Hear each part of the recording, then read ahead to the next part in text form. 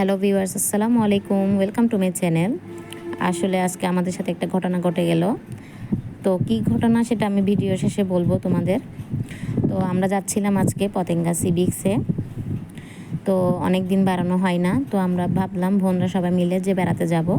যেমনই প্ল্যানিং তেমনই কাজ, সবাই রেডি হয়ে চলে গেলাম। তো অনেক মজা আশা নিয়ে বেড়াবো এই আশা নিয়ে যাচ্ছিলাম। তো দেখেন আমরা আসলে গাড়িতে উঠে এখন চলে আসলাম যে পতেঙ্গা বিচ।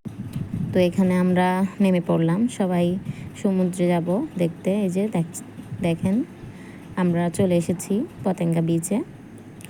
তো অনেক মজা করবো ভেবেছিলাম, বাচ্চারা সবাই গিয়েছিল, আমার ছোট বাচ্চারা যায়নি, আর তাকে রেখে গিয়েছিলাম, ঘুম ছিল তাই। তো আমার বোনের বাচ্চা হচ্ছে, বোনদের বাচ্চা ছিল অনেক, ছোটরা তো কোলে কোলেই ছিল, বাট বড়গুলাকে তো আর ধরে রাখা যায় না, অনেক দুষ্টু। দেখেন আমরা কোথায় বসে আছি, আমরা রাস্তায় বসেছিলাম, সবাই বসেছিল ওখানে, অনেক ভালো লাগতেছিল, অনেক বাতাস। দেখেন সমুদ্রের পানি মাশাল্লাহ জোয়ারের ছিল, অনেক ঢেউ, উত্তাল ঢেউ ছিল। আমরা বিজিও গিয়েছিলাম, প্রায় বেড়াতে বেড়াতে সন্ধ্যা হয়ে গিয়েছে। অনেক সুন্দর ভিউ, ভালোই লাগে সমুদ্র পাড়ে সবাই গেলে। বাট আমাদের এমন অবস্থা হয়েছে যে আমার বোনের মেয়েটা হারাই গেছে, তো প্রায় কান্নাকাটি অবস্থা। তো আমরা আসলে সবাই যে যেদিকে পারি সেদিকে খুঁজতেছিলাম, হঠাৎ কী থেকে কী হয়ে গেল।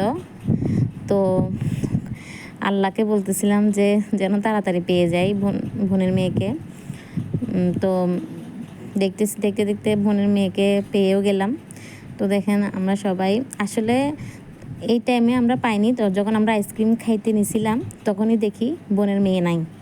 তো এখন কি আইসক্রিম আর খাওয়া হলো না, যে যেদিকে পারি সেদিকেই আইসক্রিম ফেলে দিয়েছি বোনের মেয়েকে খুঁজতে খুঁজতে। তো আল্লাহর অশেষ রহমতে পেয়ে গিয়েছি বোনের মেয়েকে।